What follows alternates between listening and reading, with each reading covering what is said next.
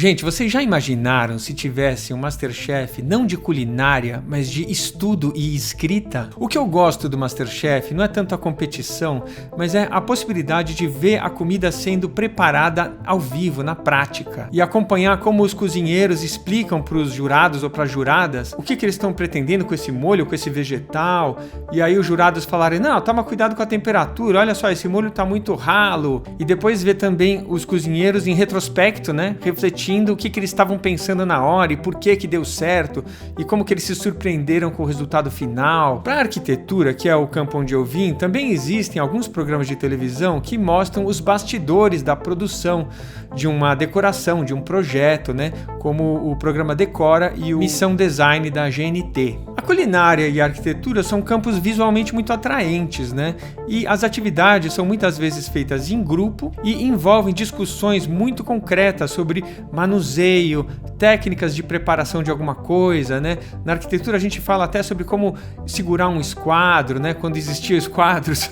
Mas como seria mostrar a cozinha da produção do conhecimento? Não é uma atividade tão atraente visualmente, só que é tão concreto e interessante quanto fazer uma comida ou preparar um projeto, uma reforma. E é isso que eu queria fazer aqui com vocês, na onda um pouco, né, de outros canais no YouTube que surgiram nos últimos anos e que têm aberto um pouco os bastidores do cotidiano das pessoas que estudam, que escrevem, que fazem pesquisa. E fazer vídeos como esse que eu estou propondo me parece muito relevante, porque ao contrário da arquitetura e da culinária, a atividade de pesquisa e de escrita é feita na maior parte das vezes individualmente e ela está envolta numa aura meio abstrata e etérea, né? Como se o conhecimento não dependesse muito de práticas e técnicas muito específicas de produção. E aí a gente tem que se haver um pouco com a nossa herança da era moderna, que não é a de hoje, né? Mas a era moderna, que já passou. Mas ainda existem, né, esses grandes divisores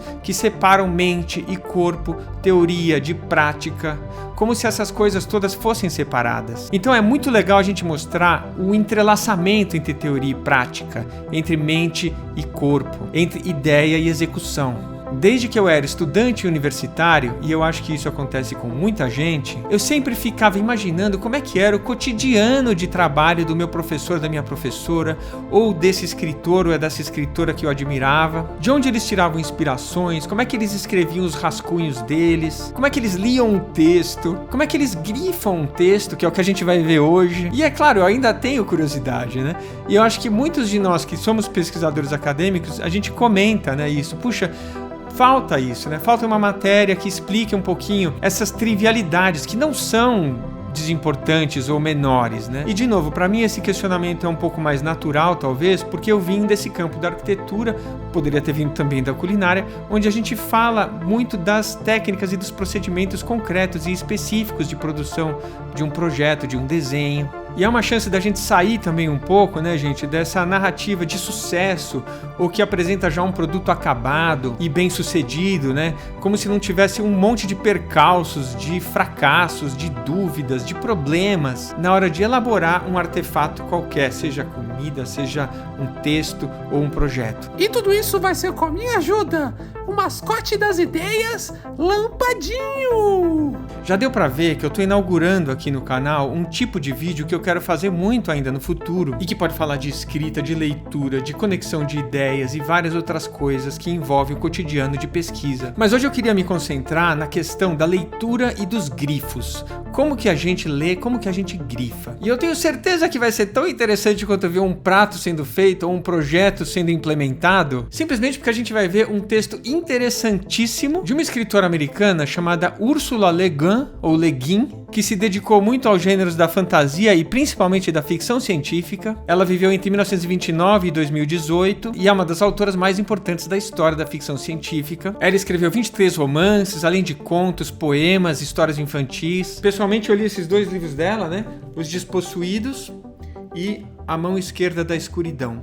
E por trás desses livros tem um pouco uma filosofia de trabalho, né, de pensamento, de reflexão crítica, que flerta claramente com a antropologia, né? O pai dela era o Alfred Kreber, que é um antropólogo também importante. Mas o texto que a gente vai ver hoje é um pequeno ensaio filosófico, teórico, literário, que tem um tom narrativo e especulativo, que foi uma influência grande para o pensamento feminista, para a antropologia, para a literatura e para a filosofia, e propõe conceber formas alternativas de imaginar futuros e mundos. É um texto ensaístico, profundamente irônico, poético, que a gente não vai conseguir sacar tanto, porque o que eu vou fazer, na verdade, é mostrar só os trechos que interessam para a nossa discussão, porque infelizmente eu não posso mostrar o texto inteiro por questões de direitos autorais. Mas apesar de eu só poder mostrar pedaços, esses pedaços vão ser bastante suficientes para o que a gente está querendo fazer aqui. Se você quiser conhecer o texto na íntegra, infelizmente ele está esgotado, mas ele foi traduzido no Brasil pela editora N-1, foi lançado em 2021. O texto mesmo foi escrito em 1986, e no final do vídeo eu vou falar um pouquinho sobre a influência que esse texto teve na obra de uma autora que para mim é absolutamente central, que é a Donna Haraway, que ainda está viva, nasceu em 1944. É uma autora que se tornou central para pensar o antropoceno, teorias feministas, convívio interespécies e outras coisas que a gente vai ver mais para frente. O que a gente vai fazer agora é mostrar como que o texto da Ursula Le Guin critica o que se chama de jornada do herói ou narrativas do herói, que não é só um estilo de construir uma narrativa literária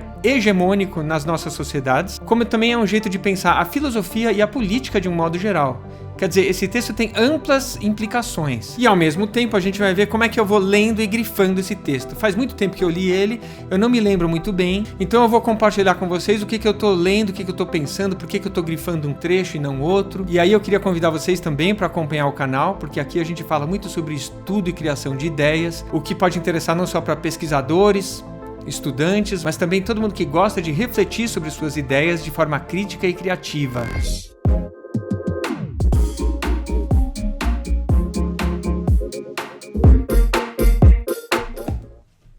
Antes da gente começar a leitura, eu queria falar um pouquinho sobre a importância da atividade de grifar um texto. E eu não estou falando a partir de pesquisas sobre estudos ou de livros que falam sobre esse assunto, mas da minha experiência pessoal. E antes de mais nada, o que eu acho importante dizer é que os grifos servem para duas coisas. Primeiro, para possibilitar a consulta futura a um texto que a gente já leu. A gente vai direto para o que a gente grifou, né, quando retorna ao texto. E outra função dos grifos é potencializar a nossa compreensão imediata do que está sendo dito. Porque uma coisa é a gente se preocupar só com a leitura, e outra é a gente associar um esforço constante de tentar diferenciar o que vale a pena ser grifado e o que vai ser colocado em segundo plano. Com o tempo, a gente vai se acostumando a pensar nessas duas coisas, né? Na compreensão do texto e numa avaliação sobre se aquele trecho específico vale a pena ser grifado ou não. E isso vai ficando intuitivo com o tempo, né? No começo exige muito esforço, mas uma regra geral é que tudo que exige esforço mental é eficaz para o aprendizado e o desenvolvimento da reflexão. Então não tem saída, né, gente? É que nem musculação, é que nem qualquer outra coisa que a gente faz.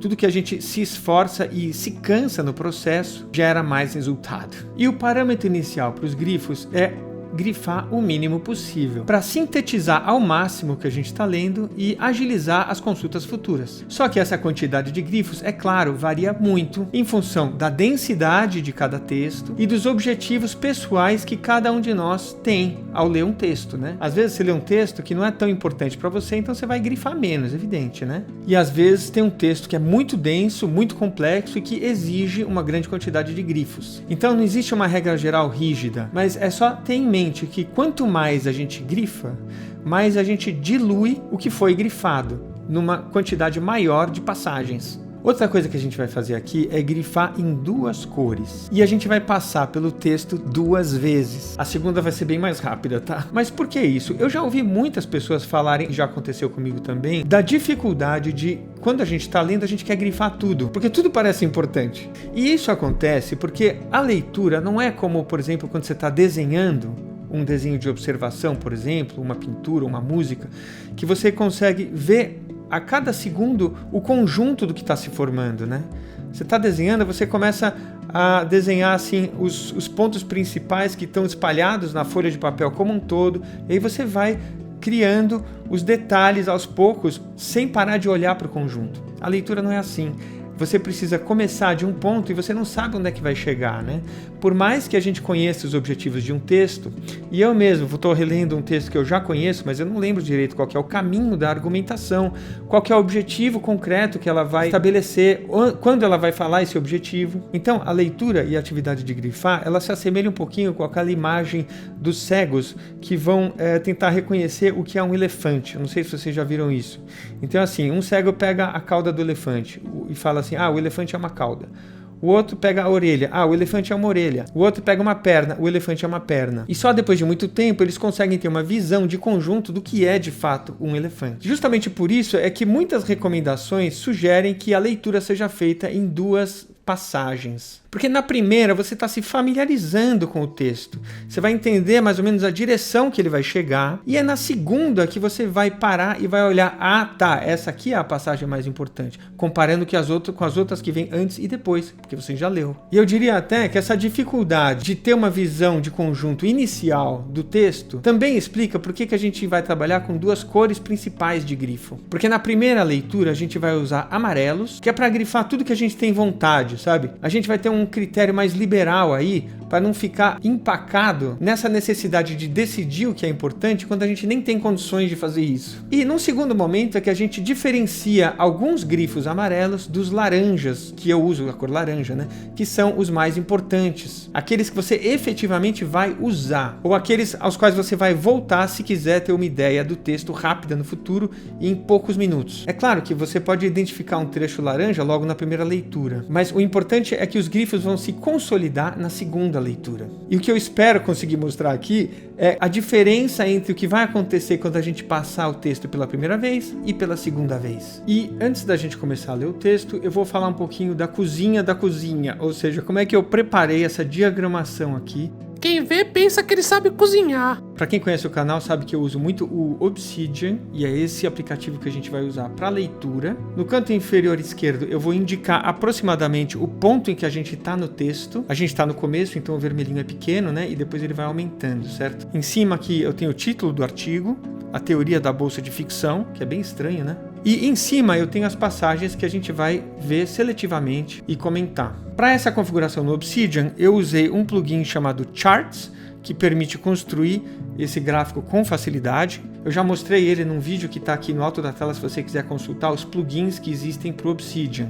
Um deles é esse. E aqui tem o código, né, que eu estou usando. Então eu venho aqui é a categoria lido e não lido, e aqui eu coloco a porcentagem do texto que já foi lido. Então se eu colocar aqui 4 e 6, sempre somando 10, ele vai me dar um gráfico já mais completo. Outro plugin que a gente está usando é o PDF++, ou PDF++, né, que serve para a gente efetivamente ler o PDF e consultar e grifar com essas cores que estão aqui no alto da tela. Antes disso, o texto que eu tive acesso, estava em inglês e era um outro PDF. Eu não vou me alongar aqui, mas o que eu fiz foi inserir esse PDF em inglês dentro do Obsidian, fazer o reconhecimento do texto por meio de um outro plugin, transformar o PDF em texto no formato Markdown. Depois eu usei um outro plugin para traduzir o texto para o português, e aí eu usei um outro plugin para exportar para um PDF em português, que é o que a gente está vendo aqui agora. E por fim, um último plugin que eu queria citar é o plugin Hider, que me permite ocultar uma série de elementos da interface gráfica do Obsidian, como por exemplo as abas, que eu posso ligar e desligar livremente aqui, e que me permitiu fazer a configuração que a gente está vendo agora. E eu queria falar também, essa tradução não é uma tradução rigorosa, né? Mas ela é suficiente para os nossos propósitos, tá? Então vamos começar com o primeiro parágrafo. Nas regiões temperadas e tropicais, onde parece que os hominídeos evoluíram até se tornarem seres humanos, o principal alimento da espécie era vegetal. Oh, era tudo veganos, cara, meu! 65 a 80% do que os seres humanos comiam nessas regiões nos tempos paleolítico, neolítico e pré-histórico era coletado. Só no Ártico extremo a carne era o alimento básico. Eu quero grifar isso aqui. De novo, né? Sempre no espírito de liberalidade, certo? Porque eu estou grifando o que eu acho interessante, num primeiro momento. Só que assim, a gente nunca está grifando só o que a gente acha interessante, né? A gente está tentando encontrar o que é importante para o texto e, claro, para nós.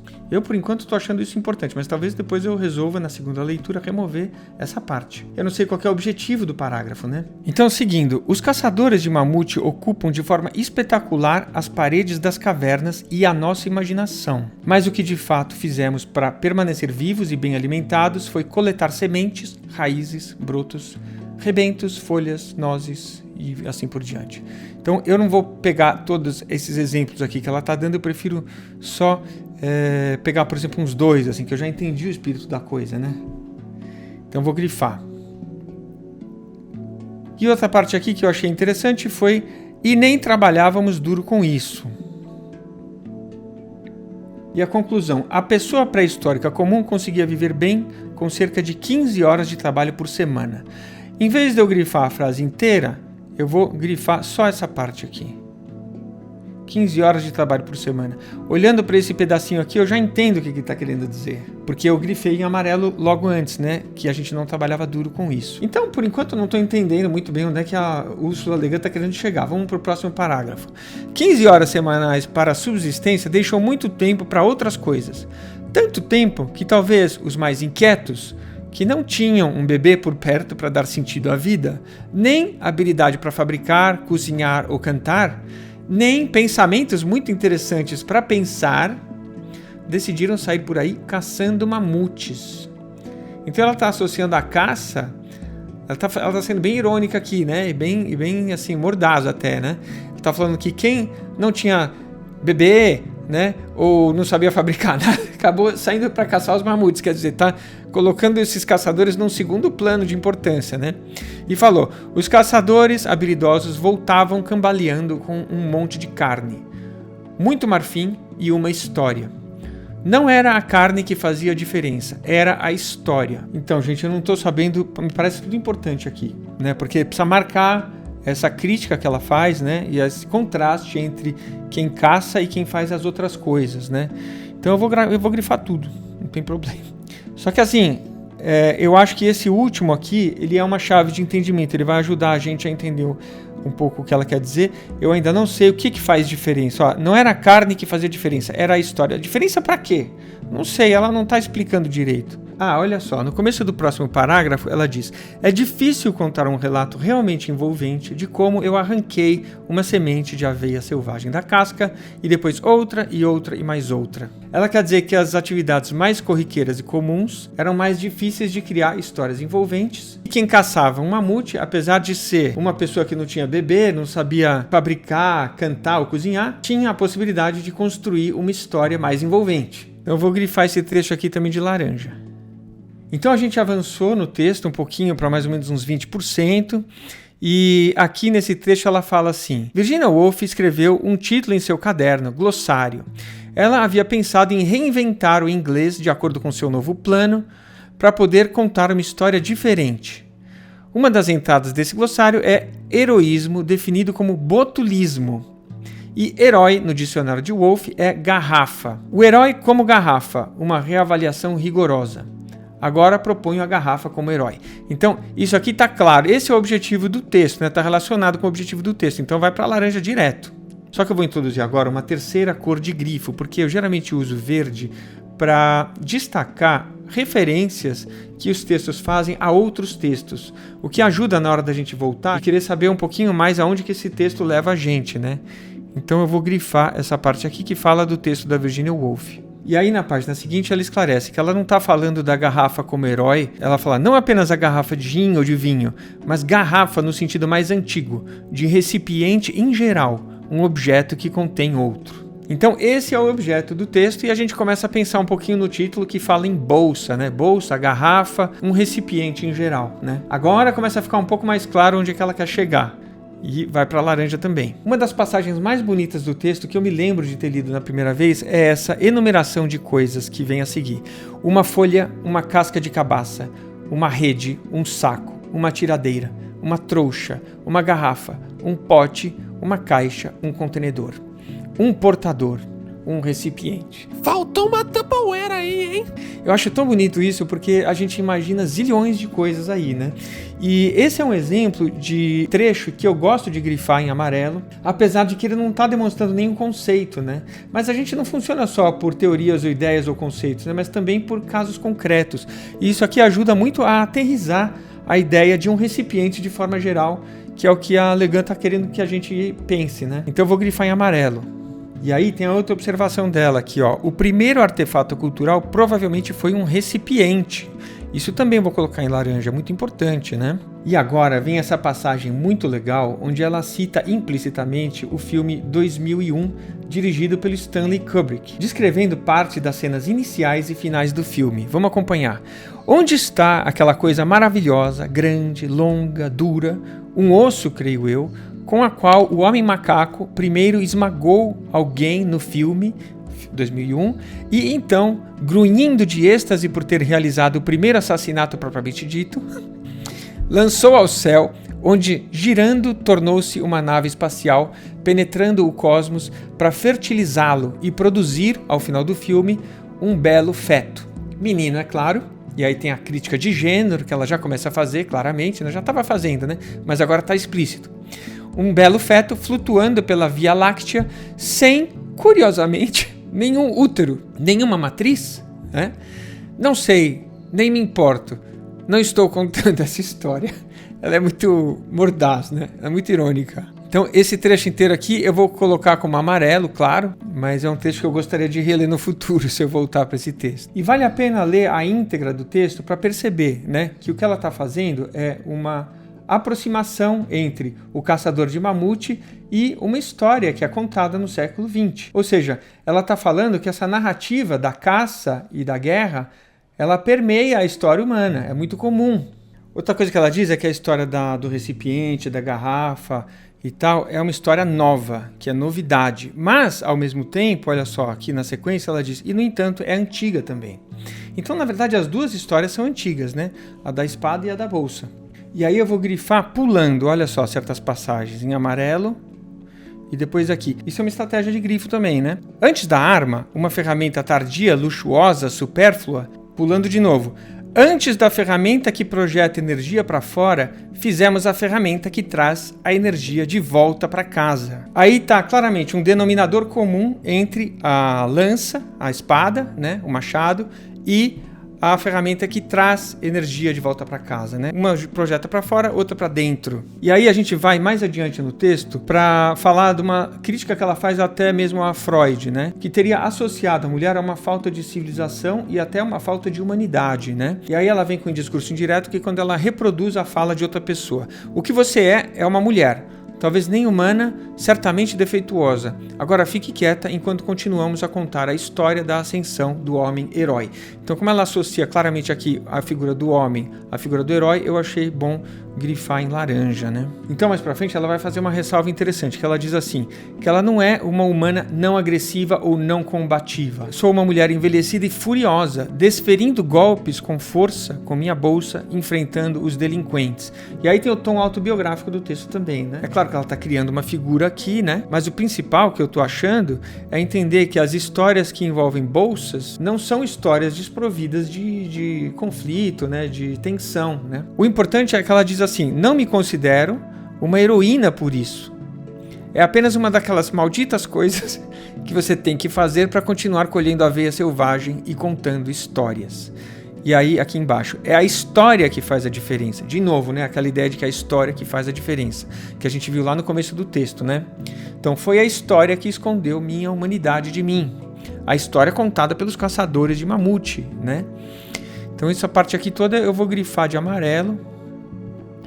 Também acho importante de destacar. De novo, ela vai ressaltando então aqui que, na verdade, a história não heróica ela é comum, né? E cita principalmente o modelo do romance, que diz que Um romance não tem heróis, mas pessoas, né? Que são um pouco os trabalhos dela, né? Então ela fala o seguinte, né? A forma do romance pode ser a de um saco ou de uma bolsa. No sentido assim, um livro contém palavras, as palavras contêm coisas e elas carregam significados. O próprio livro parece que é uma bolsa aí, né? Aparece como uma bolsa. E agora a gente já tá mais pra perto do fim e acho que essa passagem aqui é uma das que ela melhor explica o que é, né? Um romance entendido como uma bolsa de ficção, né? Não só o romance, né?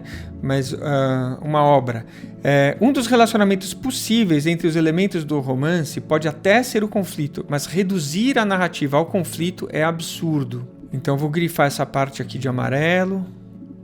E depois, conflito, competição, tensão e luta, tudo isso dentro de uma narrativa concebida como bolsa, útero, etc., podem ser elementos necessários de um todo que não se caracteriza nem como conflito, nem como harmonia, já que seu propósito não é nem resolução, nem estagnação, mas sim processo contínuo. Isso aqui é muito importante, né, eu acho. Por enquanto eu vou grifar de amarelo, porque a gente está na primeira leitura. E essa passagem ressoa muito para mim, porque os cursos de narrativa literária que eu já fiz há uns anos atrás... Isso aí tá com cara de indireta, hein? Deixaram claro que uma concepção hegemônica, assim, de história, de narrativa, né, é a que tem que haver conflito. Aí você tem aquelas representações gráficas de histórias que tem um incidente desencadeador, depois os complicadores que vão levando a um clímax do conflito, e aí o conflito se resolve de alguma maneira, ocorre uma transformação dos personagens, e aí o fechamento, o epílogo, é quando há uma acomodação e as coisas retornam para um ponto de estabilidade ou harmonia. E mesmo as concepções correntes, né, de jornada do herói, né, onde você inclusive constrói uma história a partir do conflito e resolve depois ao longo dele. Eu não estou dizendo que isso não seja útil para pensar, né, e relevante, mas o que eu estou dizendo é que a crítica que ela está fazendo, ela complica um pouco esse modelo, né? Pessoalmente, eu sempre me incomodei um pouco com essas definições que dizem que toda história tem conflito ou envolve um conflito, porque o que é conflito afinal, né, gente? E aí eu sempre me lembro daquela passagem do Levi-Strauss que ele está falando sobre família e no contexto do texto dele, ele diz o seguinte: tudo bem, você pode até dizer que todas as sociedades têm família, mas então o que essa afirmação nos ajuda, né? Quando ela é genérica demais, ela não diz muita coisa. O que importa pra gente é olhar para as diferenças. E aí ele cita lá no texto uma sociedade africana onde, por exemplo, a mãe se casa com o filho, e outra, por exemplo, que você se casa com seus antepassados, ou tem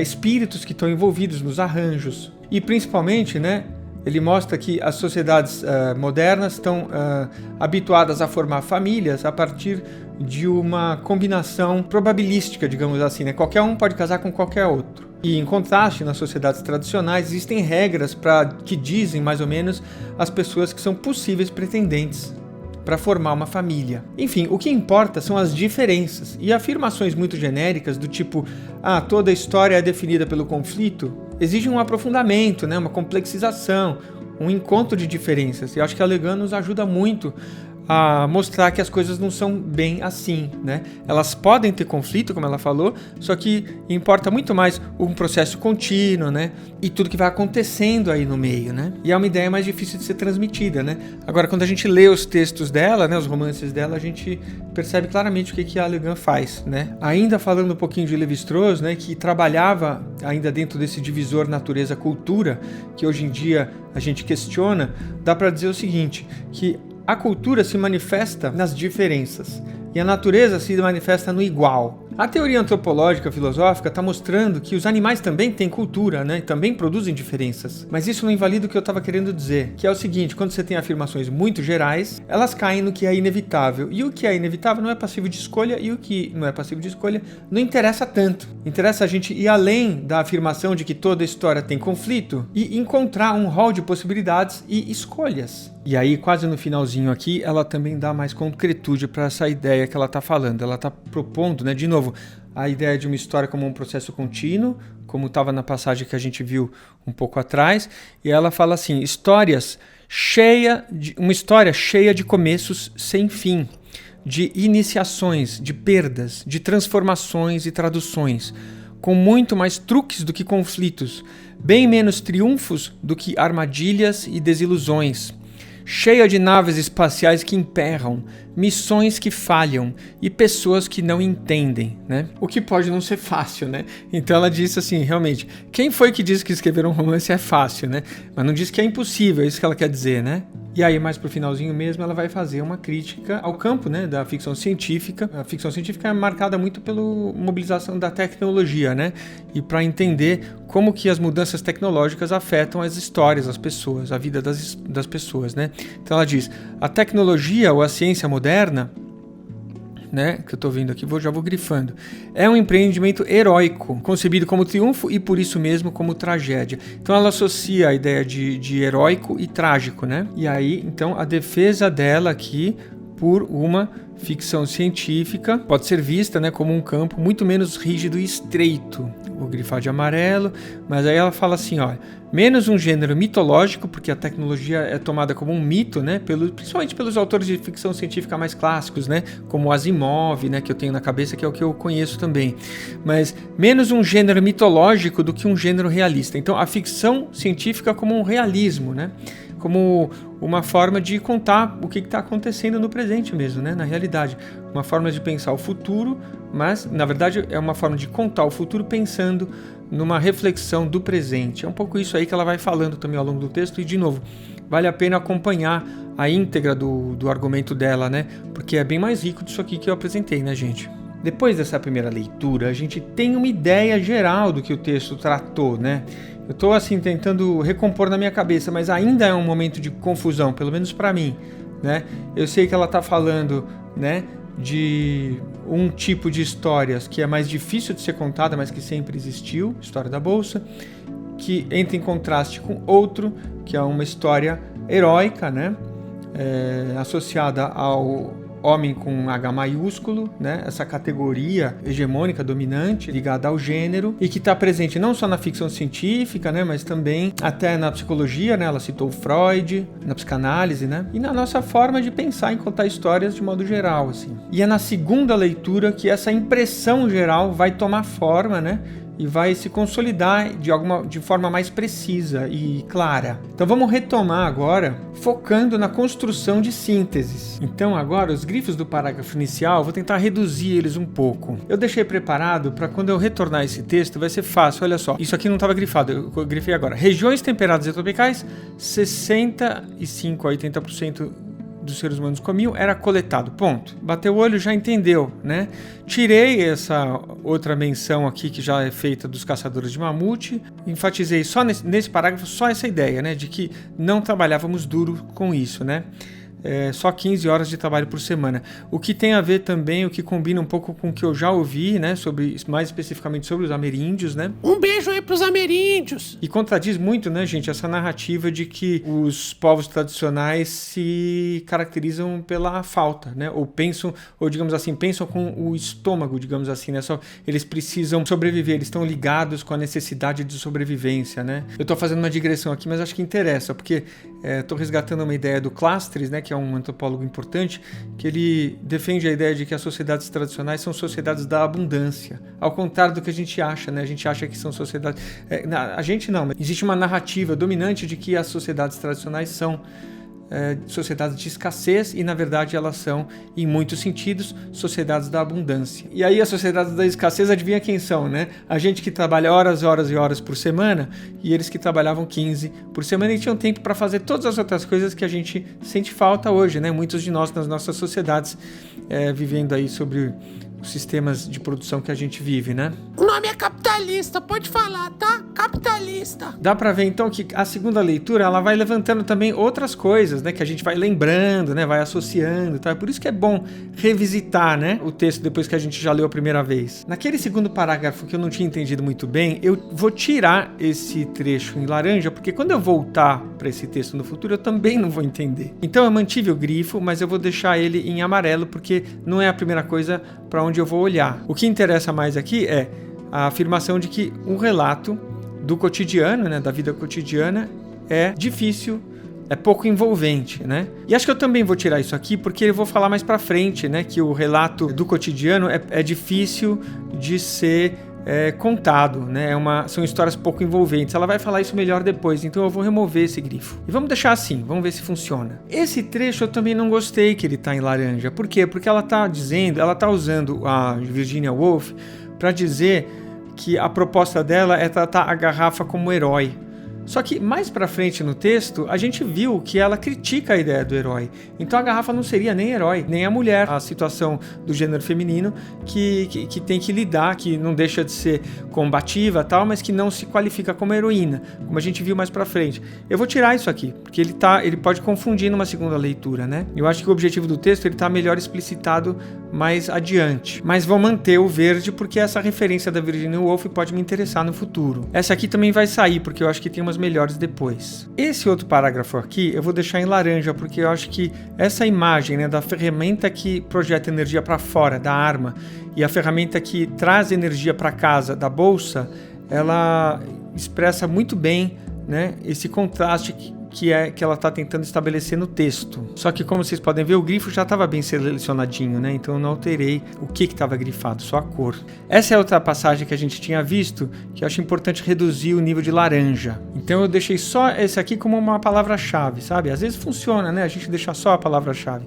A crítica é a história da ascensão do homem-herói. Pronto. Tá um pouco sintetizado aí a questão do gênero, né? Da crítica da Le Guin. Esse texto aqui também dá para reduzir. E aí ficou dessa maneira, né? Ela só diz que é uma humana que não deixa de ser agressiva e combativa, né? Mas que não é considerada uma heroína. Mas e a Mulher Maravilha? É só uma das coisas que você tem que fazer. Vocês veem que, assim, essa é a melhor passagem onde essa ideia da necessidade de manter a agressividade e a combatividade, né? É a melhor passagem que aparece isso. Então eu quis ressaltar com laranja, né? E foi interessante associar o laranja com o amarelo, porque dentro desse parágrafo a gente consegue estabelecer uma diferença entre o que importa mais para olhar rapidamente e o que importa menos. Essa parte onde ela fala da história baseada em conflito versus a história baseada num processo contínuo também é fundamental e estava em amarelo, vou deixar em laranja. E ficou assim, não dá nem para reduzir, né, a quantidade de trechos grifados. Pô, você grifou quase o parágrafo inteiro, cara! E esse trecho aqui eu vou manter para reforçar a ideia de que não é fácil escrever um romance que não tenha histórias de herói e caça. Esse aqui eu vou levar para a categoria de laranja, porque ela está associando toda a ciência moderna, tecnologia, as narrativas, né, do herói ao gênero trágico e ao gênero heróico, né? É uma generalização bastante grande que ajuda a gente a pensar várias coisas. E tá aí. E vamos manter também o contraste que ela faz, dizendo que a ficção científica pode ser um gênero realista e não mitológico, né? Que tem esses mitos heróicos e trágicos, né? Agora sim, a gente consegue fazer um resumo esquemático das distinções que são internas ao texto da Le Guin. Então, o que eu elaborei aqui? Um quadro onde, de um lado, a gente tem as histórias relacionadas à bolsa e, do outro, espadas. Um está associado ao cotidiano, a eventos comuns, outro está associado à caça, à guerra e a eventos excepcionais. As histórias de bolsa são mais difíceis de escrever e de convencer, e as histórias relacionadas à conquista e caça são mais fáceis de convencer e de escrever. As histórias de bolsa envolvem processos contínuos, uma série de vicissitudes e variedades, né, artimanhas e coisas que vão acontecendo, e a história de espada, ela envolve um conflito central e uma resolução, e também o que ela fala em outro trecho do texto, ela mobiliza a imagem da flecha do tempo, né? Essa ideia de um tempo linear que evolui e chega então no clímax e na resolução. As histórias de bolsa estão associadas ao gênero mais feminino, digamos assim, mas não necessariamente, né? A crítica principal dela é a associação entre as histórias de conquista e caça ao homem. E aqui estamos falando do homem com H maiúsculo, né, gente? Não é um homem em geral, é uma distinção, né? Uma categoria hegemônica do nosso pensamento, né, digamos assim, né? E aí isso é importante, né? A gente tem que entender qual que é a construção interna do texto, né, e como é que ele dialoga com uma realidade que, é claro, é muito mais complexa, né, do que essa, né? A gente precisa fazer essa distinção. Estamos tentando entender, na verdade, não a sociedade ou o que está aí fora, mas o ponto de vista da Le Guin. E por fim, né, as histórias associadas à imagem da bolsa são mais realistas e têm mais a ver com o gênero do romance, enquanto as histórias associadas à caça e guerra são do gênero mais heróico e também trágico. E aí está implícita, né, uma dificuldade de dissociar o heróico do trágico, porque ou dá muito certo ou dá muito errado, né? E para mostrar a potência desse ensaio da Le Guin, eu gostaria de falar rapidamente, né, dar uma pincelada um pouco da forma como a Donna Haraway mobiliza essas ideias. Muito mais recentemente, né, no livro dela chamado Ficar com o Problema, que trata dos desafios que a gente está enfrentando no contexto do antropoceno, das mudanças climáticas, né, e de todos os conflitos políticos e econômicos que estão aí envolvidos ao redor desse processo. Então, por exemplo, a Donna Haraway mobiliza essa ideia de um processo contínuo para falar que nós temos que parar de conceber as nossas lutas e resistências como algo que vai resolver de uma vez por todas os desafios que a gente tem pela frente, e ela propõe histórias que estão inseridas num presente espesso, que ela chama. Quer dizer, não organizadas num passado, presente e futuro, mas numa luta contínua, nada heróica, que envolve uma heterogeneidade de seres, né? Não só os humanos, e também questiona a categoria do humano com H maiúsculo, né? Dizendo que ao invés de humano a gente tem que se pensar como humus, ou seja, como adubo, como matéria que se decompõe e que se recompõe como seres da Terra propriamente ditos, né? E aí o nosso objetivo no Antropoceno, que ela já critica também essa ideia de Antropoceno, né? Ela fala do Cthulhuceno como uma era que não está dominada por essa narrativa do Anthropos como homem com H maiúsculo, envolvido nessa história trágica, heróica do moderno, que precisa resolver as coisas com base nos julgamentos de força, nas disputas com força, né? Assim como a Le Guin, ela fala da necessidade também da força, da disputa, né? Da combatividade, mas envolvida numa heterogeneidade de outras dinâmicas que a gente precisa também saber mobilizar. E sem hesitação, porque a ideia, né, do Cthulhuceno como essa era caracterizada pelos seres da Terra, dotados de tentáculos, que vão ensaiando respostas e agindo e agindo e agindo, ela questiona um pouco essas narrativas e entidades transcendentais que caracterizariam a modernidade, fazendo com que a gente se guie muito por noções muito pré-estabelecidas do bem e do mal, tentando separar muito o joio do trigo e, por isso, também hesitando muito em tomar ações que são urgentes, né, para salvar o planeta, para salvar os seres humanos e as espécies de modo geral. E eu espero não ter ido longe demais, mas essa pincelada, eu espero que dê uma ideia do que a gente pode fazer com um texto que é tão evocativo, né, e tão provocativo quanto esse que foi escrito nos anos 80 e que está sendo resgatado agora, está ganhando força também, né, na obra de outras autoras, não só da Donna Haraway. Se você quiser conferir o fichamento que eu fiz a partir da leitura desse texto da Le Guin, você pode clicar no link que está aqui na descrição do vídeo para se inscrever na nossa lista de e-mails e eu vou te mandar então o PDF. Gente, como esse vídeo foi experimental, eu gostaria muito que vocês escrevessem nos comentários o que vocês acharam, se vocês acharam enfadonho, meio longo, ou se vocês acharam interessante, se acompanhar o processo de grifo e estudo de um texto fez sentido para vocês, o que fez sentido para vocês, quais foram as partes que vocês gostaram mais. E agora vamos colocar toda essa teoria aí em prática.